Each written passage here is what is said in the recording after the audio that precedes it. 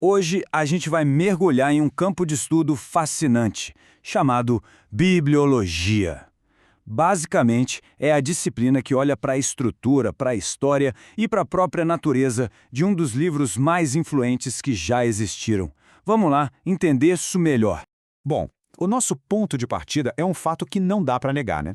Independente de qualquer crença, a Bíblia é, de longe, o livro mais lido e traduzido no mundo todo. Mas, se a gente olhar pela ótica da teologia, o que faz dela um livro tão singular? Pois é, essa é a grande pergunta que a bibliologia tenta responder. O que, do ponto de vista teológico, coloca esse livro numa categoria diferente de todas as outras obras da literatura? A resposta está num conceito que é a base de tudo. E aqui está o termo-chave. A ideia de que a Bíblia é um livro divino-humano. Sabe, a concepção é que o autor final é Deus, mas a mensagem foi toda comunicada por meio de escritores humanos, dentro de um contexto humano. Essa dualidade, ela é a chave para entender todo o resto. Então vamos explorar um pouco mais essa primeira ideia. Como é que uma revelação que é considerada divina se manifesta em uma linguagem que qualquer pessoa consegue entender? A explicação para isso é bem interessante. O grande lance aqui é a adaptação. Para que a mensagem fizesse sentido, ela foi, digamos, vestida com a nossa linguagem, com o nosso jeito de enxergar o mundo. É por isso que o texto fala de coisas superterrenas, como países, rios, costumes e até dinheiro. A revelação se molda à nossa percepção, chegando a descrever ações divinas em termos humanos, só para facilitar o entendimento. E a disciplina que se dedica a estudar um livro com essa natureza tão particular, divino-humana, é justamente a bibliologia, que muita gente também chama de introdução bíblica. E ela vai muito além de uma simples leitura, viu? O objetivo é uma compreensão total da obra. E o escopo disso é gigantesco. A bibliologia não está só preocupada com a estrutura de capítulos e versículos. Ela investiga a história de como os livros foram selecionados para fazer parte do cânon, mergulha em manuscritos antigos, em traduções, e ainda por cima estuda todo o contexto histórico e geográfico da época. Tudo isso para se ter uma compreensão muito mais profunda. Certo, agora que a gente já entendeu o que, vamos para o porquê. Afinal, quais seriam as principais motivações para alguém se dedicar a esse estudo? A fonte que a gente analisou aponta algumas razões bem diretas. A primeira, e talvez a mais fundamental, é que a Bíblia é vista como o manual prático para a vida e o serviço de um cristão. É como um profissional que precisa dominar suas ferramentas de trabalho, sabe? O estudo é considerado essencial para poder aplicar os princípios dela no dia a dia. Depois vem uma metáfora bem forte, a do alimento.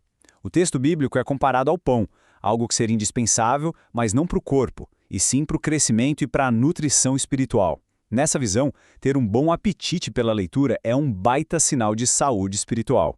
E a terceira grande razão é que a palavra é vista como o principal instrumento do Espírito Santo. A lógica aqui é que quanto mais se conhece o texto, mais ferramentas o Espírito teria para agir na vida da pessoa. Só que isso exige um equilíbrio bem delicado. E aqui a gente vê um alerta super importante. A fonte adverte contra dois extremos que são considerados perigosos. De um lado, o fanatismo, que seria aquela busca por uma experiência espiritual sem ter a base do conhecimento bíblico. E do outro lado, o formalismo, que é o oposto, ter todo o conhecimento intelectual, mas sem a dimensão espiritual. O ideal, claro, seria o equilíbrio entre os dois.